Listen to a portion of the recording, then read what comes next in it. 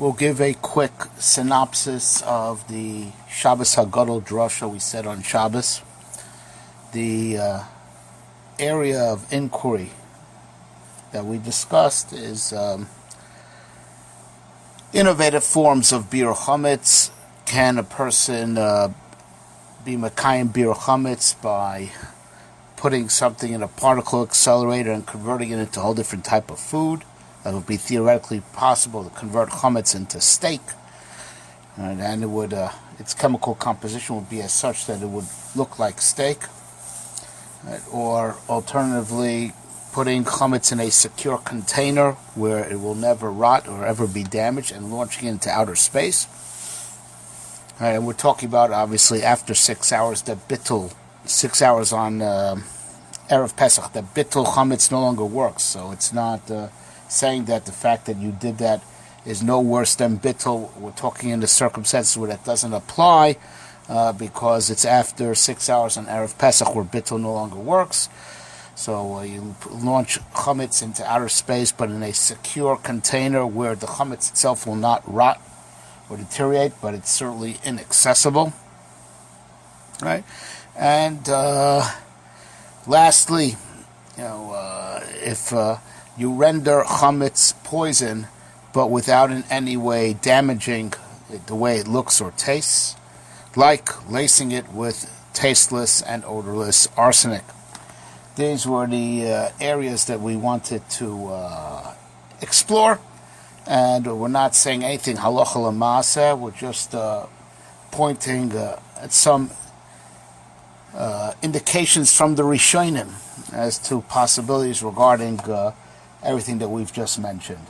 The Gemara says in Psachim, Daf Chaf Aleph from a base, and the Gemara says that regarding the din that chametz before the time, is mutter. So the Gemara says pshita, right? Of course, if it's before the time, right? Of course, it's mutter. Salo tzricha shecharcho karim zmano. We're talking about that you burnt the chametz before its time, Kamashvan Kid Rava, and this teaches us the din of Rava. The Omar Rava says, Charcho Kodem Zmano, Mutter Bano Afilachsman. If you burn the chametz prior to its becoming usr, you may enjoy those ashes afterwards. And this verse is very important, halacha l'maaseh, that if a person had chametz around after it became usr bahana, after the 6 hours on Erev Pesach, you may not make use of the ashes. It becomes permanently usr bano if it changes form, like you burn it or like you convert it into another substance. Makes no difference. Once it became usr bano, it's always usr bano. But if you converted it, if you burnt it, we're going to deal with the burning in a second. Very interesting machlokas Rashi and Tosas. Right? But if you burnt it, right, before 6 hours, before it became Asr Bahana. So if you made that shift in it before it became Asr, you may enjoy its ashes afterwards. Says Rashi on this halacha, which we paskin this halacha. Alright, Hi mutter ala achar zman, that which chametz before its time is mutter. It means even after the time of Isser set in. You burnt it in a very good fire before the time, shebotol ta'amo umariso, that you have annulled the way it tastes and the way it looks. Those are the words of Rashi. Botol ta'amo umariso. Once you change the way it tastes and the way it looks, it is mutter. If you got that shift in before the Zman Isser Chametz, it will remain mutter even after the Isser comes in. Now Tosfos on the spot, without even mentioning Rashi, says what any person would have normally thought, if not for Rashi. You have to make it nifso me'achilas kelev. It has to be totally spoiled. Right, as per the textbook example that Tosfos invokes, Dumir Pasha Ipshav Parakama, like the famous case where it said this din is stated by bread that has gone moldy, that has to get moldy to the point that it's nifso machilas kelef. Now Rashi could have easily said those words, nifsal me'achilas kelev. Right? So I would like to propose. Tosas obviously assumes that nifsal me'achilas kelev is across the board, that it's chametz until it's mamish non-edible even to a dog, and makes sense whether it's bread that rotted or you burned something. Right, as the case of Rava, so he assumes that you made it nifsal me'achilas kelev. It's not food anymore. It's not food anymore, and you could enjoy it any way you want to enjoy it because it's not food anymore, and you have to make it non-food, non-edible. And we'll explain what non-edible means, in just a moment. That this is not as simple as it sounds, as we're going to show. But according to Tosfos, you just have to make it non-edible. It's just not food anymore. Nifsal me'achilas kelev. But Rashi didn't say those words. Right, Rashi said, "Boto tamo mariso." So one would ask, but don't we find elsewhere when the Gemara talks about, when chametz is aser until it's nifsal me'achilas kelev? I will tell you that it's not doime. Right, those Gemaras are talking about pas she'ipsha, like Tosa says. Right, those textbook examples of nifsal me'achilas kelev is when it was bread. And it remains bread, and if it looks like anything, it looks like bread. And if it still tastes like anything, it tastes like bread. So of course, since it is bread, and it remains looking and tasting like bread, it will not become non-bread until it is so rotten that it's nifsal me'achilas kelev.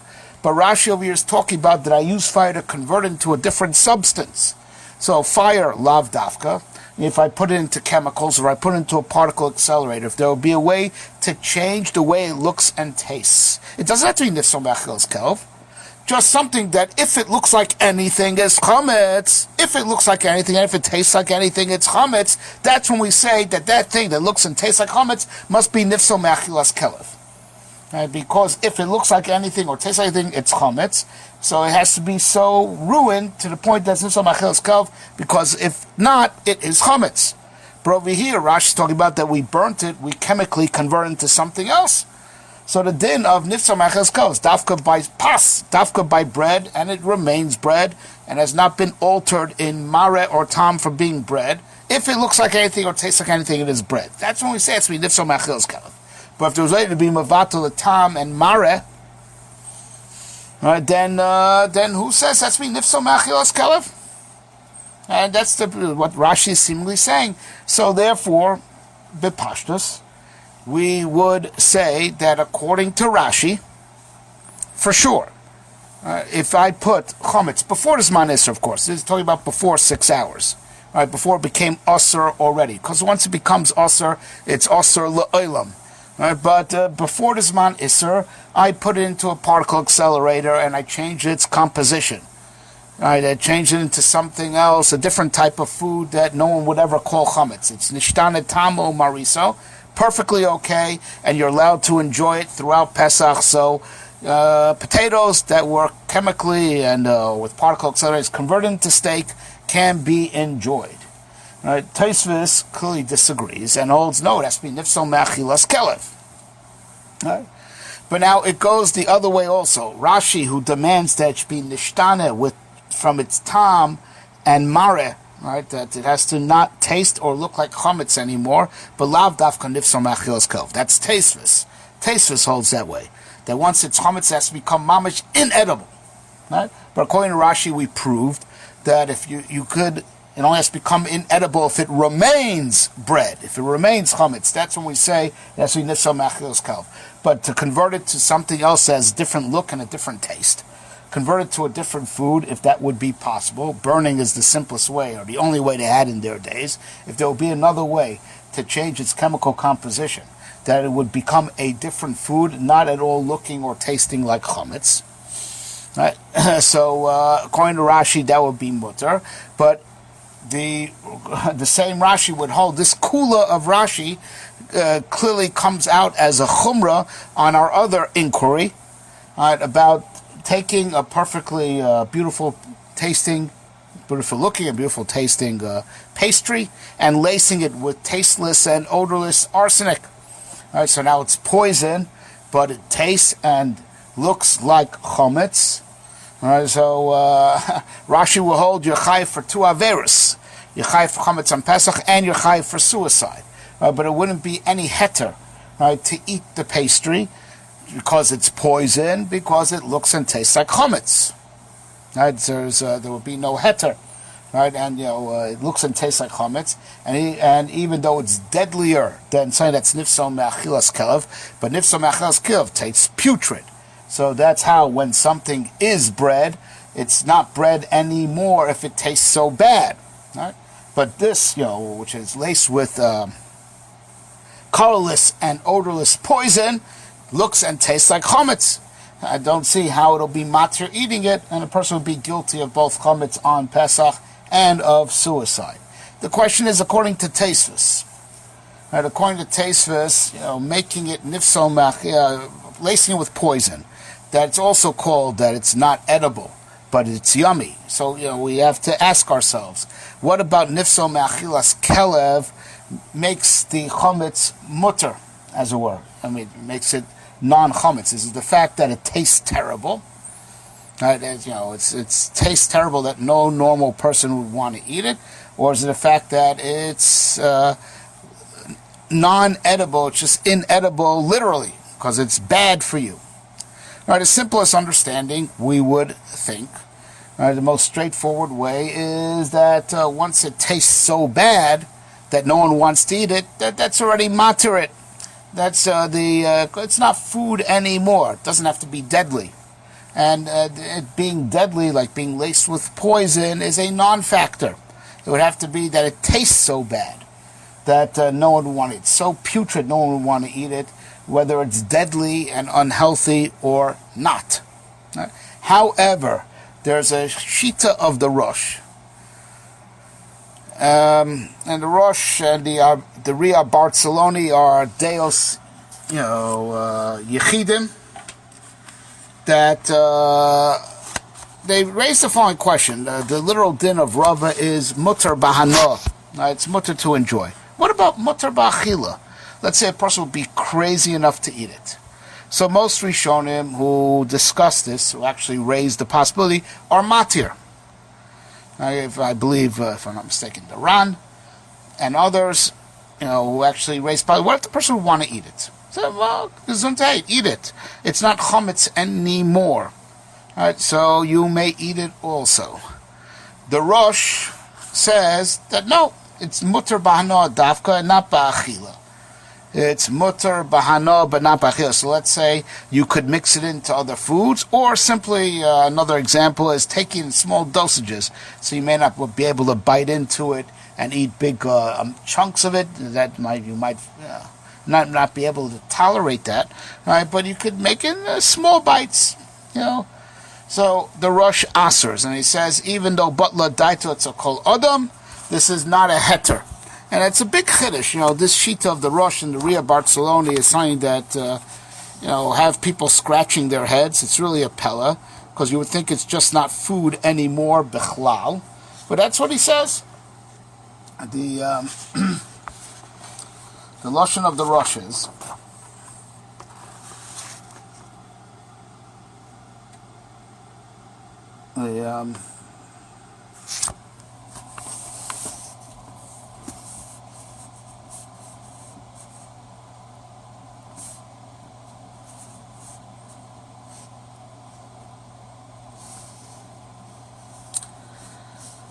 is in Perikol Shah Sif Aleph.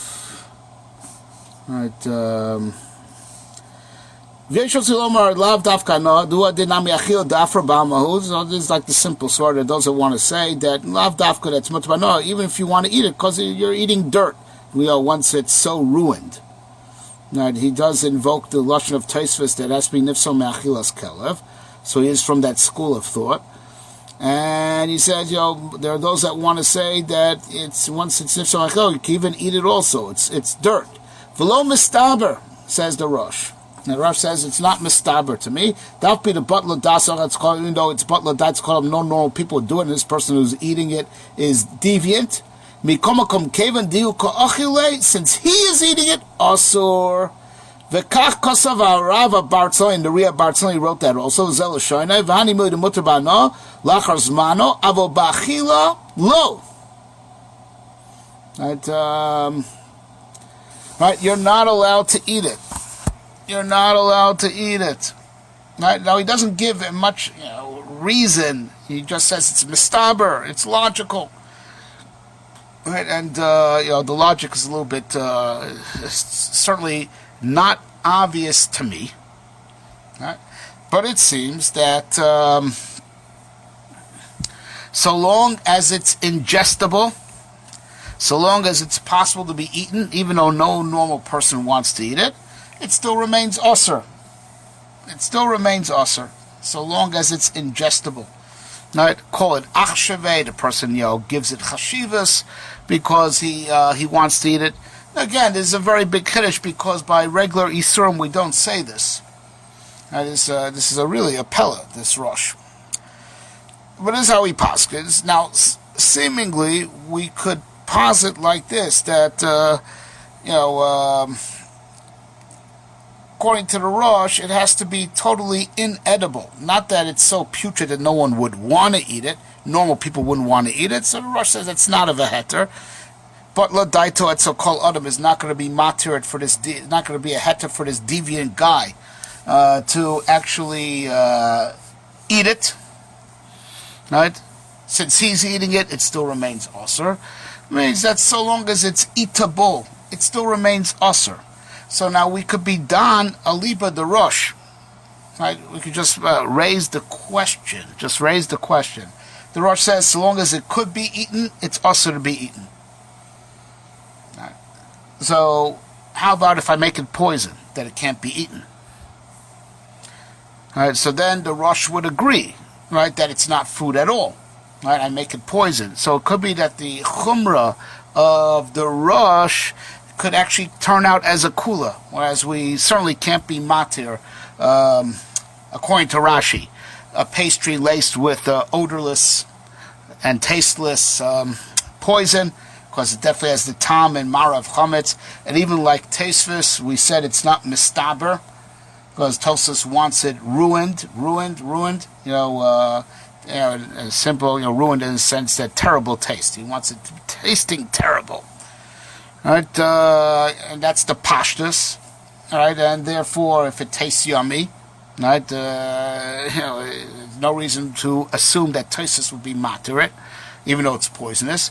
Dafka, according to the Rosh, that holds that even if it tastes terrible, it still remains osir, because you ate it. All right, that's because it's still food, because I guess it's ingestible. Right, but if it's poison, then he'd agree that it's not food at all. So maybe dafka, the chumrah of the rosh, would come out as a kula, right, that the rosh holds the terrible taste, even if it tastes horrible and it tastes ruined, right, even that's not a matir. So the taste is not a matir. The butler daito tzakalim is not going to help. This guy has deviant tastes. If he's eating it, he's eating it. The heter is only bahana, because eating chametz is eating chametz, even if it tastes horrible. So lefi this rosh, we could say like this, so long as it is edible, even though it's disgusting, but as long as it's edible and eatable, right, it still remains osir. But maybe if I make it poison, that's not edible at all, right, so that will be matir it, so maybe lacing it with poison before shah shishis, that now it's not edible in any way, shape, or form, right, it's poison, right, so maybe dafka, according to the rosh, it would be this chumrah of the rosh would also come out as a heter, right, to eat pastries laced with tasteless, odorless poison. On this, I'm not saying this decisively, but yesh layin that perhaps the chumrah of the rosh would actually create a kula for the case of a yummy chametz that has been made poisonous. All right, so now we go to our next area of inquiry. Like putting chametz in a secure capsule and launching it into outer space. All right, what would be the halacha? Our hakira over there is very clear. All right, hare.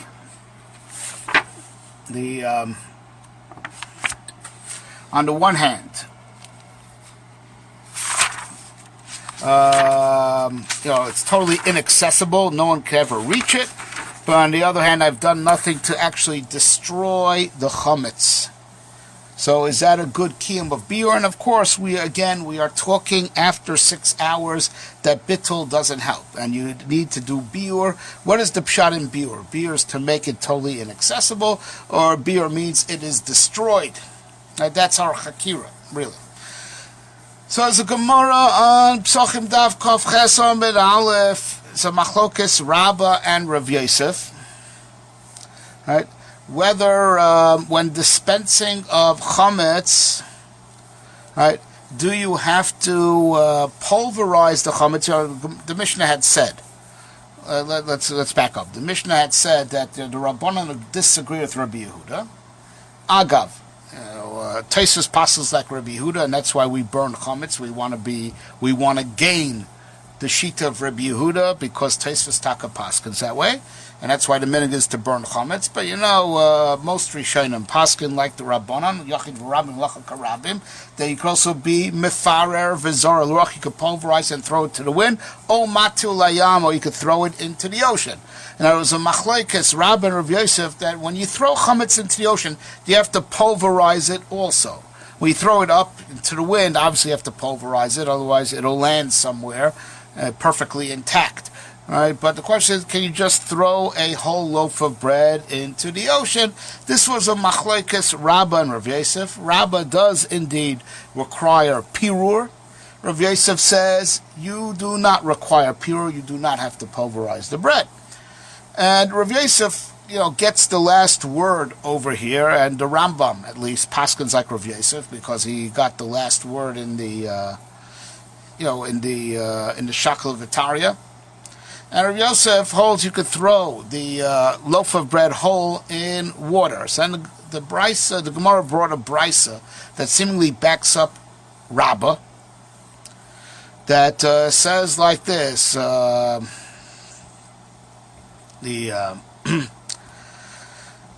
Tarek Hazer Rabba, right? That the Tarek Hazer Rabba Yamach Midbar Mefar Zaroch Ayamach Besfira Mefarer Umatil Layam.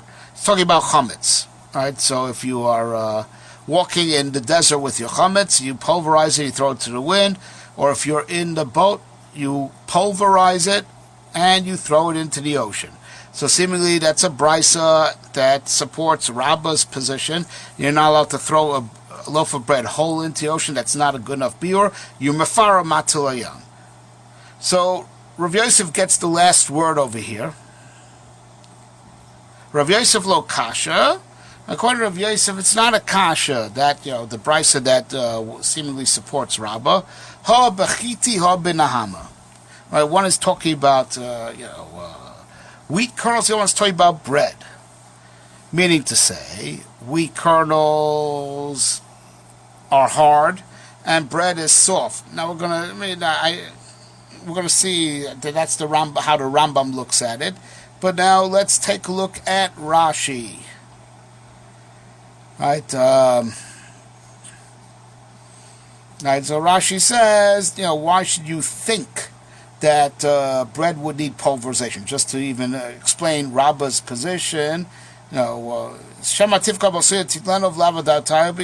maybe another boat will pick it up, and that's not called biur if it's accessible, right?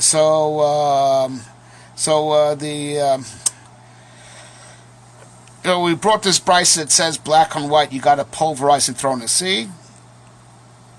So So Zokt Rav Yosef, that's not a kasha, because one of the brisa was talking about wheat, and I was talking about bread, the wheat kernels, and I was talking about bread. So explains Rashi Rav Yosef. Bechiti shechmitzu. So we're talking about wheat kernels that became chametz. If you put wheat kernels in water, and the wheat kernels starts cracking, that's a sign that those wheat kernels have become chametz. Right, wheat kernels alone can become chametz. So if you have wheat kernels that became chametz, by pirur, you need to pulverize them. Klomar, now that which we say pulverize, says Rashi, that means to say pizur. It doesn't mean literally pulverize. It just means to scatter. Shloitnem besak v'yizra came, that you don't put them in a bag and throw them into the ocean in a sealed bag. You have to scatter them on the water. So, but why? They should be inaccessible because they're going to scatter. There won't be a human being that will be able to gather up the wheat kernels. You would not be able to, gather up the wheat kernels. They'll be dispersed. But Rashi puts the emphasis. They don't literally pulverize. You don't have to pulverize. You don't have to damage the wheat kernels. What you have to do is you just have to make sure, not pure literally as pulverized, but pizur, just scatter them. Open the bag so that the kernels will scatter to the four corners of the earth, and no person will be able to collect them. As opposed to a loaf of bread is soft, and it itself will dissolve. Right? So that's how Rashi understands Rav Yosef. That you don't have to pulverize, but you have a problem with wheat, that since wheat kernels are hard, they don't dissolve. So you have to scatter them. You don't have to pulverize them, but you do have to scatter them. Right? And why? That way it will be inaccessible. But Rashi puts the emphasis on access. Right? That biur is to make something non-accessible. And the problem of wheat, if you seal it in a bag and throw it in, it's not going to dissolve, and then someone will find it. Right? Bread will dissolve. Right? And the point being that a person should not be able to collect it. So you don't have to literally pulverize the wheat. You just have to scatter it. Scatter it. So a person should not be able to collect it. Right, so we see from Rashi that it's an issue of making it inaccessible. So if I put it in a secure capsule that nothing, the chametz will never go bad, and I launch it into outer space, there's no person's ever going to be able to reach it. Right? So seemingly, according to Rashi, and we're going to prove this from another Rashi also, later on in the Masechta. Right, as it stands now, and we will further prove this point. According to Rashi, you just need to make it inaccessible. Now, you don't have to destroy the chametz, you have to make it inaccessible. The problem was a person yachol liloktam, and it's also the Rashi we brought before. Why should you need pure? Because maybe the loaf of bread will remain intact, and someone else will pick it up. It's an issue of making it inaccessible, that a human being should not be able to access it. That's the pshat in biur. Biur means it's become inaccessible. Lav dafka you destroyed the chametz. You don't have to damage the chametz. You just have to make the chametz inaccessible.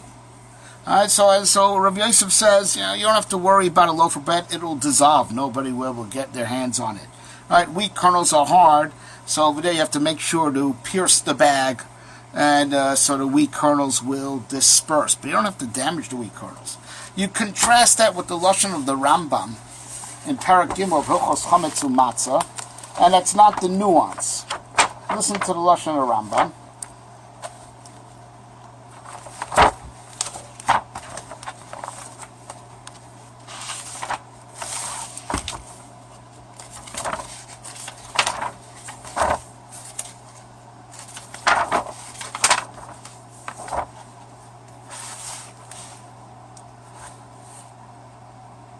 Ketzad bir chametz is the parakim alachirav. How is bir chametz? Sarfo, por, vizor ruach, or zor kol yam. Or you could just throw it into the ocean, like I said. The Rambam paskins like Rav Yosef. Right? You could throw it in the ocean. You don't have to pulverize it. So listen to Lashon Rambam. V'im haya chametz kosher, ve'en haya mechat chol meheira. If the chametz is hard, and the sea will not break it up quickly, you must pulverize it and then throw it into the ocean. Okay? So the Rambam doesn't set up the case with chitim. Right, the Rambam said chitim lav dafka. It's a problem if the chametz is hard, and the sea will not quickly dissolve it. And so Rambam changed the case, and said chitim lav dafka. Right, that the problem of chitim is that they come in a sack, right, and they won't dissolve while in the sack. You got to scatter them. Right, the Rambam did not say it's chitim and scatter them, simply scatter them. The Rambam changed it to any hard chametz. Any hard chametz. Right, the Rambam made it, much more general. Right, Rashi said, if it's like chitim, like the Gemara says, it's enough, mefarers lav dafka, just scatter it, meaning pierce the bag. You don't have to literally pulverize it. The Rambam said, no, any hard chametz, whether chitim or a hard piece of bread, any hard chametz, pulverize first and then throw it in. Right? So the Rambam wrote, much more general, any hard chametz, and he said regarding any hard chametz, pulverize it first and then throw it in. Right? So taking the Rambam most literal way, he wants you to destroy the chametz, except that soft chametz dissolves. Hard chametz doesn't dissolve. So it's very easy to learn in the Rambam, especially as that was the Lashon Gemara, chitim as in hard. The Rambam says mefarer, you pulverize it, and then you throw it to the ocean. Doesn't mean just break the bag so it scatters. Right? If he meant what Rashi says, he should have said what Rashi said. He left it much more general. Any hard chametz and he puts the emphasis, not that the sea will scatter. He says any hard that any mechatcho. The sea will not dissolve it. Any hard chametz that will not be dissolved, it won't be dissolved, right? You have to pulverize it. So we'd say that the pashtus, the machlokas Rashi and the Rambam is this chakira, right? Is bir chametz to make the chametz inaccessible or to destroy the chametz? The Rambam holds it's mamish to destroy the chametz, right? And therefore, all hard chametz that throwing into the ocean in itself does not destroy it. You destroy it and then throw it into the ocean, right? To finish off the destruction of it once it's been pulverized. Rashi says the ikar is that shelo yachol adam lilaktam. It shouldn't be a person should not be able to collect it. And right? That's the lashon of Rashi throughout the Masechta. Right? So this chakira of putting chametz in a secure container that nothing will happen to chametz and launching into outer space. According to Rashi, that's a good enough biur. That's biur because it's been made permanently inaccessible to mankind. Right? According to the Rambam, that's not a good biur. That's not a good. You have to destroy the chametz, and the chametz will remain intact. Again, we're talking after 6 hours, so when bittul doesn't work anymore. So you have to do biur. According to Rashi, biur means make it inaccessible. According to Rambam, means destroy it. So this question about launching into outer space would be a machlokas Rashi and the Rambam. According to Rashi, it is a good biur because en adam yachol lakton. Nobody will ever be able to collect it. At least Rashi aliba de Rav Yosef. Let's put it that way. Rashi aliba de Rav Yosef, right? And according to Rambam, upaskins like Rav Yosef. No, even according to Rav Yosef, the mitzvah is to destroy the chametz once bittul is not an option. And so if it's intact, if it's inaccessible, that's not good enough. So this leads us to our final point before we get into some divrei musar. Right, on the Gemara on Daf Lamed Aleph on the base. Right, the din of chametz shenaflav mapoles hareu kimavur. Right, it's Mishnah. Right, if chametz was hit, a wall fell on it.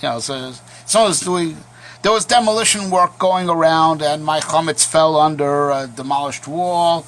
It has a din of kimavur. It is as if it was destroyed. Right, and that's Rav Shimon Gamliel says Kedei Chavisas Kelev, which is 3 Tvachim. Right, so this is all in the Mishnah. So the Gemara adds the din of Rav Chizda. Right, Rav Chizda says that obviously if it's talking about if it's still within 6 hours, that bittul still works, you should be mevatel. But in other words, Gemara say that if it's after 6 hours, you're going to have to excavate it. You need to be mevatel it. Now, the obvious question that the Rishonim are bothered by is that if it's kemavur, if buried under all that debris, 3 tvachim of debris, I believe it is. Right? If it's buried under 3 tvachim debris, it has a din that's already been mavuar. It's a shayna kiyum of biur chametz. What do you need to do bittul for? What's this din of Rav Chisda? So the Ran says, the simple idea, that's just stam a chumra midrabanan. And I read the Ran, v'chi matzachilan bittul, hani mili midrabanan. That's just midrabanan, it's a chumra. It's the Rabban were machmir. Avo midoraisa, kevan shenaf of mapos, ain't no overlap, but midoraisa, once a wall fell on it, you're not going to be over bal yirah, bal yimatzeh. And the simplest understanding of the Ran, which is also a simple svara, right, is that you'll never be over on bal yirah, bal yimatzeh ever again. Right, and it's just a chumrah midrabanan to do bittul anyway. Right? So now, Rashi doesn't say that. Rashi says that, no, you have to do bittul for a real serious chashash. Says Rashi, tzorach shivat libo, shemi yifakach HaGadol b'moed, lest the wall be, removed, be excavated, on the Yom Tif. I guess, the city will make you, or the city will come and, clean up the debris. V'nimtza over alav, and you'll be over on bal yirah, bal yimatzeh. Right? Amazing thing. Right, Rashi holds that you're going to be over on bal yirah, bal yimatzeh if the wall gets excavated. That's a pella. Right? If you burn chametz and then that chametz magically reappears, you're going to be over on bal yirah, bal yimatzeh. It's mavur. You burnt it already. You're mavar the chametz. There's like new chametz that came from heaven. Right? So why over here? Why should you be over on bal yirah, bal yimatzeh? So if Rashi means to say, let's put it this way. I don't want anyone to think so. Rashi doesn't mean to say that maybe a person, the guy, the bailim, will want it and he'll be zeicha in it again. Because if that's what it means, then Rashi should have said so. Rashi says it's like automatic. It happens immediately upon excavating the wall. You find him, meaning it automatically is over. Not the pshat. Don't try to read into this that maybe the old owner will see it and decide that he wants to be zeich in it and like acquire chametz on Pesach. That's nonsense. That if Rashi meant that, then ikar chaser min hasefer. Rashi saying mamish the hefech v'nimtza, and it comes out automatically that once the wall is picked up, he's over on bal yirah, bal yimatzeh. This Rashi is a pella. Now, what we're going to say over here may answer this Rashi and many other Rashis that are difficult throughout the Masechta.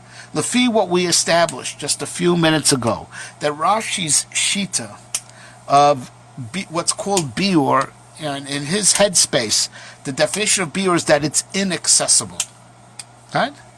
So that kula could lead to a chumrah. Right? In most cases, once you make the chametz inaccessible, it is permanently inaccessible. Right? It's irreversible, like the case of throwing it, if it's soft chametz being thrown into the ocean, or scattering the wheat kernels. Right? You'll never get a kazayas chametz ever again. You've scattered it. Cause it to scatter in a way that you'll never be able to locate, to collect together a kazayas ever again. Right? So in most cases, when you made it inaccessible, it's been permanently inaccessible. Over here, this is different. This case is that, it is currently inaccessible. It's under 3 tvachim of debris. Right? But it's still there, under that debris. And if the wall will be removed, right, so I will have undone what was achieved. Inaccessible, in the event that being inaccessible is reversible, and this is the one case where this is the case, right, it's under debris, but it's safe there under that debris, so I can't get to it. Right, a dog can't get to it. It's called inaccessible. Even a kelev can't reach it. You're showing it's inaccessible. Right, but in this particular case, what happens if the inaccessibility could be undone, right? Which is this particular case. Shema yipakach HaGadol. Someone's going to lift up the wall, right? And undo its being inaccessible, right? Undo its being inaccessible is like it's mavatal what you've done, and you become over bal yirah bal yimatza all over again. Again, this is the case of this Gemara is talking about that you didn't do bittul, right? And you made it accept, but you could undo what you did, and this is the one case where it's possible for it to become accessible again. You be undoing what I did, and that's why Rav Chisda says, if bittul is still shaykh, then do it to save yourself from being over bal yirah bal yimatza in the event that it becomes accessible again. So if the whole for is to make it inaccessible, in most cases that's a permanent state, right? But this is the one case where it's not that way; it's reversible. So when it's reversible, you've undone what you did. Right, or what you did gets undone, and you become over on bal yirah bal yimatza. Right? So, but like the Ran, or like the what like to posit, according to all the other Rishonim, right, that hold, right, that the kimavur means it's destroyed. Once it's under 3 tfachim of debris, it has a din of being destroyed.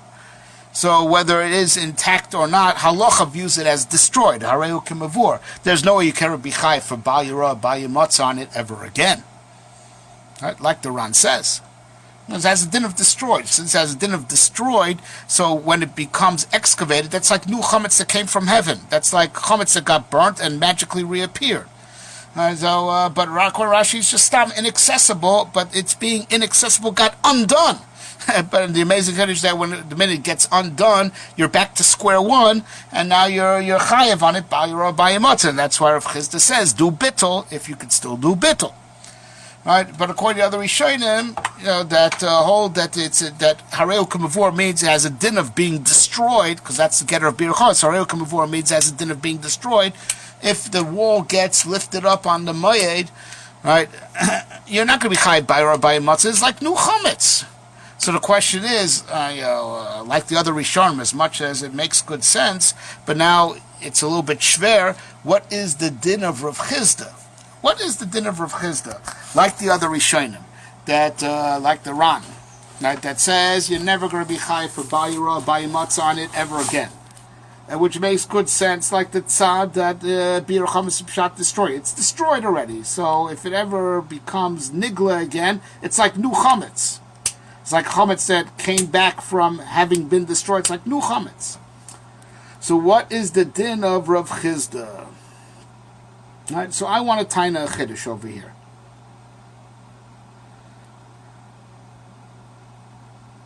Right?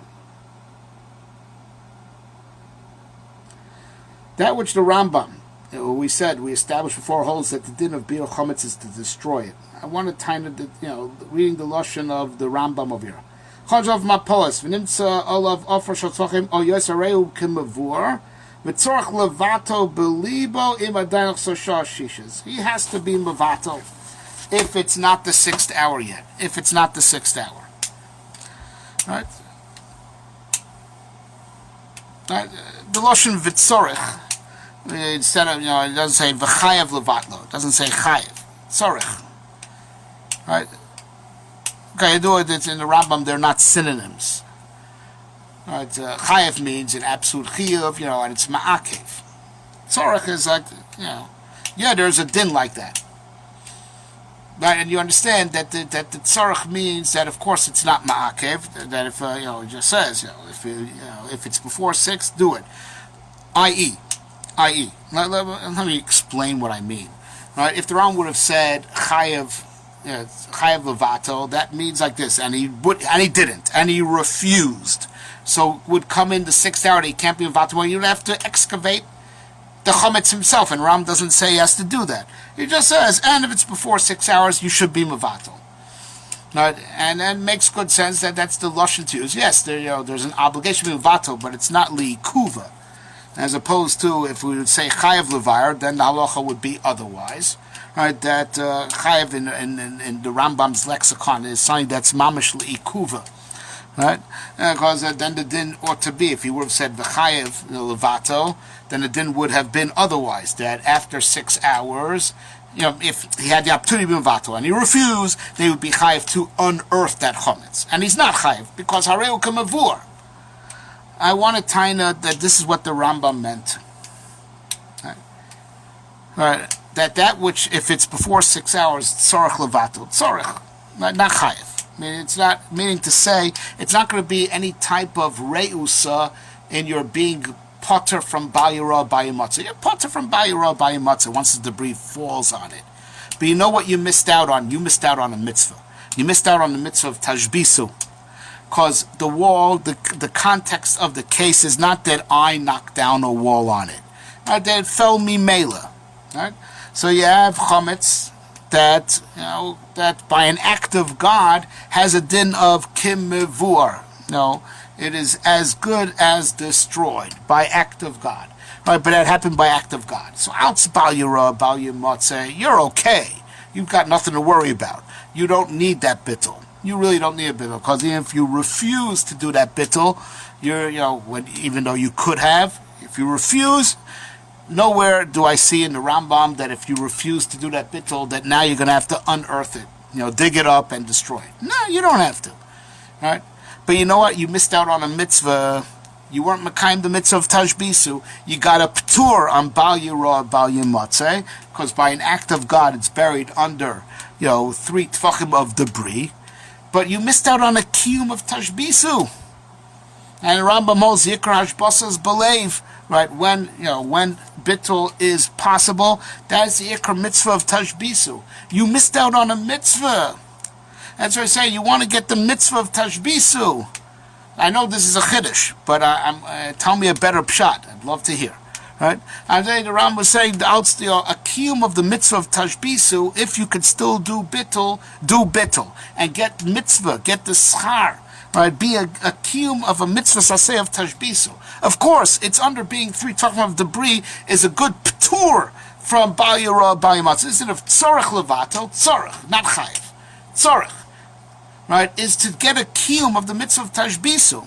And therefore, I'll tell you a bigger chiddush, therefore. If I knock the wall down on the chametz on purpose in order to be mevayer it, I don't have to do bittul.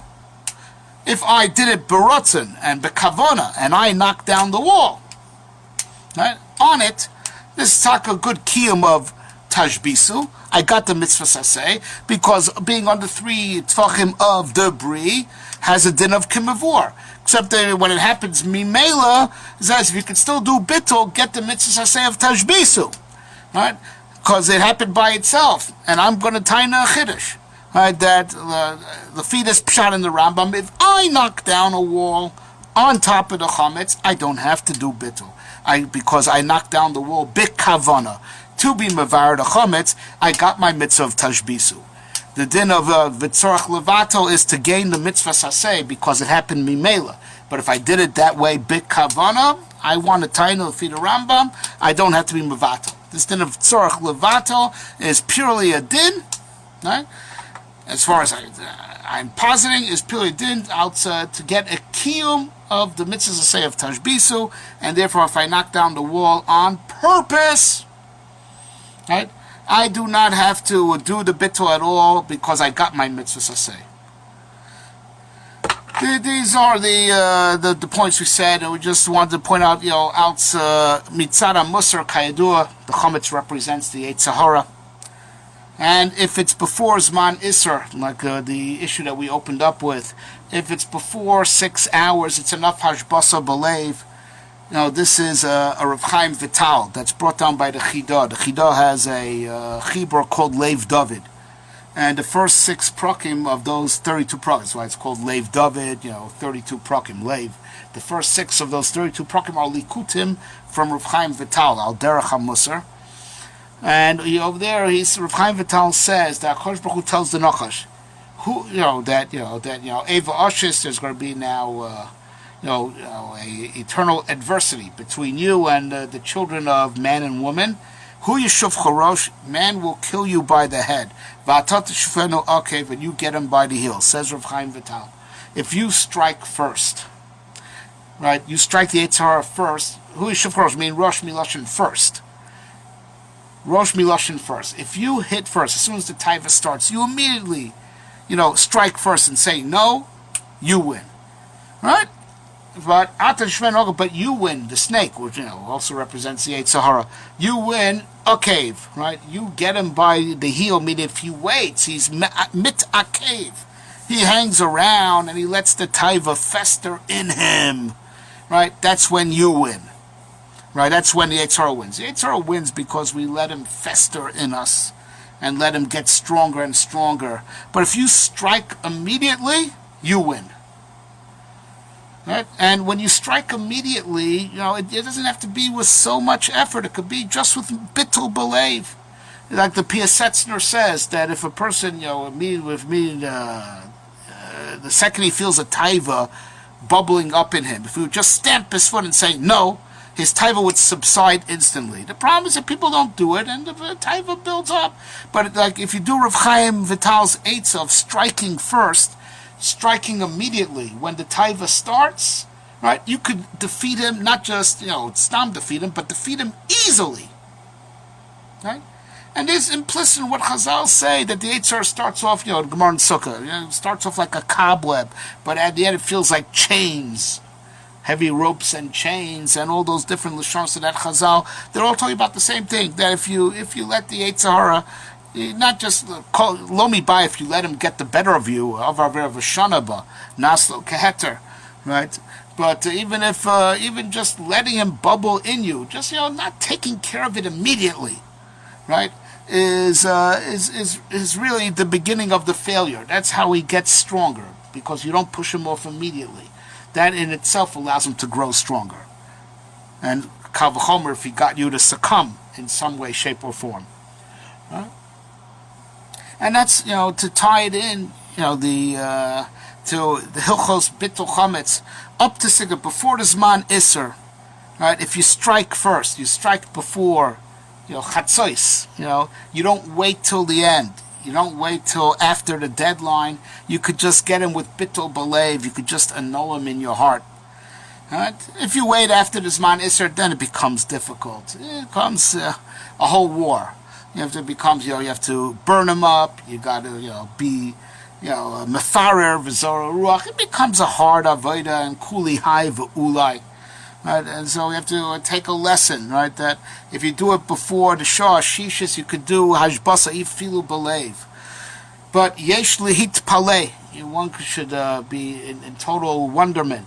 Where do we get the koch that if you strike first, it's so easy, and it's a special gift for Am Yisrael.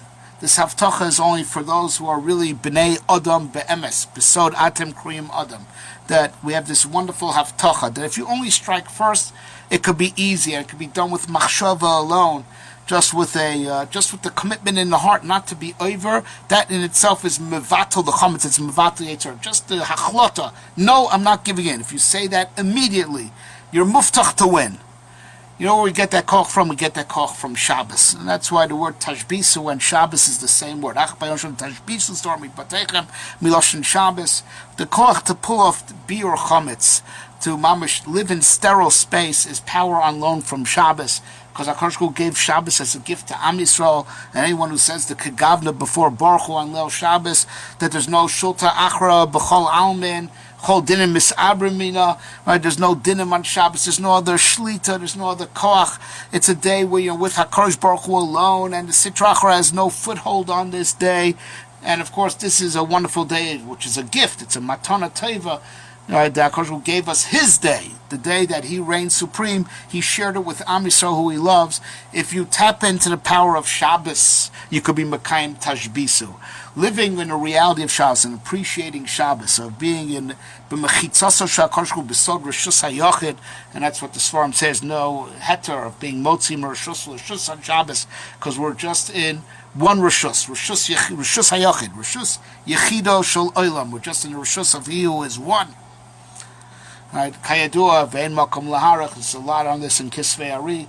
On Shabbos, we're just in His domain, and of course that's a gift, right? That He allows us, but we could tap into that power, right? And tap it out to clean up our lives, to clean up the chametz in our lives. Use the koach of Shabbos to be majbit, right? To cease the chametz in our hearts. We could tap into the power of Shabbos too. And it's from the power of Shabbos that we get, the capacity to enjoy Rav Chaim Vital's Havtacha, that with Bittul Ba'alma Sagi, that you can be Mavato Yitzhar just with a thought alone. Where does Am Yisrael get that koach from? It's only Am Yisrael that has that koach. That if we strike first, we win. It's Havtacha only by Am Yisrael. The Goyim are too stuck in their ways. They can't do this. That's why they asked our Kodesh Baruch Hu, Mike Siva Bey. We have to see if we can handle it. Am Yisrael could say Nasa v'Nishma because we know we could overcome our Yetzara. We could. And even after it's too late, it's never really, really too late. It's just hard work. But Koshkin, if we immediately say Nasa v'Nishma, we win. Right? And where do we get the koach? We get that koach from Shabbos. By HaKadosh Baruch Hu sharing His Shabbos with us, which is to be in His, in His domain, we could draw in on that power to clean up our domain. That's Sor Loim Matzav Batechem, right? We're not going to have any type of chametz in our domain. We could tap into that power, extend the power of Shabbos, right, to be mashbit the chametz, and that's part of the inyan of Shabbos HaGadol, the power of Shabbos, that comes before Pesach.